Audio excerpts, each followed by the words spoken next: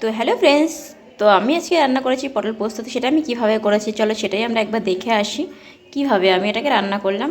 ওকে, তো চলো পুরো ভিডিওটা দেখে আসি, প্লিজ স্কিপ করো না কেউ। Hello friends, welcome back to my channel. কেমন তোমরা? আসলে তুমি খুব ভালো আছো, আমিও খুব ভালো আছি। সকাল সকালকে ভোটটা দিয়ে আসলাম দুবার লাইন দিয়ে। যাই হোক, ভোট দেওয়া কমপ্লিট হয়ে গেছে। তো আমি চলে আসলাম রান্নাঘরে, রান্না করব।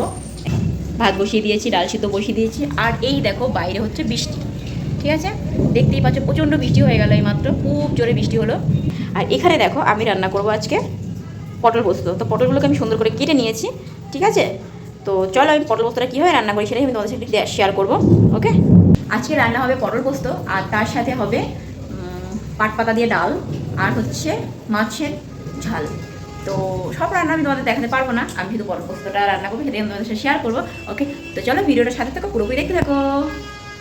তো এখানে দেখতেই পাচ্ছ আমি কড়াই বসিয়ে দিয়েছি, তাতে তেল দিয়ে দিয়েছি। আর তারপর আমি পটলগুলোকে একটু ভেজে নেব সুন্দর করে।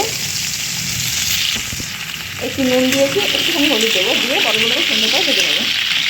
তো চলো পটলগুলো আগে ভাজা হয়ে যাক। তো এখানে দেখো আমার পটলগুলো ভাজা কমপ্লিট হয়ে গেছে। তো এখানে দেখো আমি কড়াইয়ে দিয়ে দিয়েছি সাদা জিরে, আর সাথে দিয়েছি সর্ষের তেল। আর এখানে দেখো আমার পোস্ত, আর সাথে আমি একটু টমেটো দিয়ে দিয়েছি, দিয়ে আদা দিয়ে আমি বেটে নিয়েছি। আর তার সাথে 4টে লঙ্কা দিয়েছি।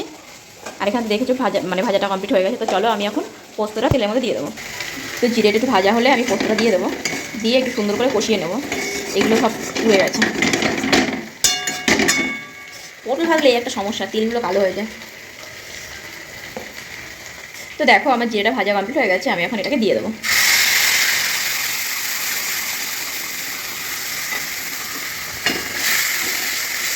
আমি অনেকের মধ্যে সাদা সর্ষে ব্যবহার করে, বাট আমি করিনি, কারণ হচ্ছে দিদি খেতে পছন্দ করে না। শুধু পোস্ত দিয়ে একটু টমেটো দিয়েছি, দিয়ে আমি এটাকে করবো।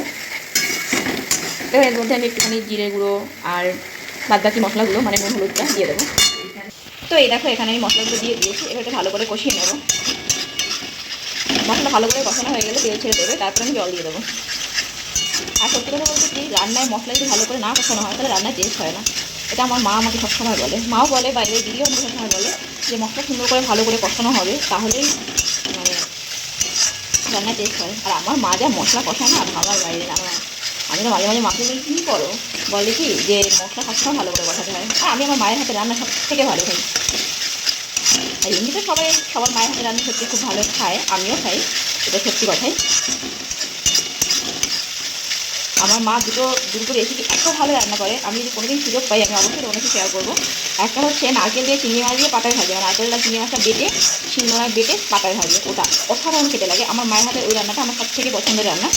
আর পাতায় ভাজা মাছ, এই দুটো জিনিস আমার এত ভালো করে, একদম সবই ভালো করে, তো ওই দুটোই বেশি ভালো করে, আমার সেরা লাগে সেরা। তো এখানে দেখো মশলাটা সুন্দর ভাজা হয়ে গেছে, আমি এখন জল দিয়ে দেবো। সুন্দর কষানো হয়ে গেছে, মশলাটা তেল বেরিয়ে গেছে সুন্দর। আমি এখানে বাচ্চা দিয়ে জলটা দিয়ে দিলাম, তারপর আমি পরিমাণ মতো জল দিয়ে দেবো।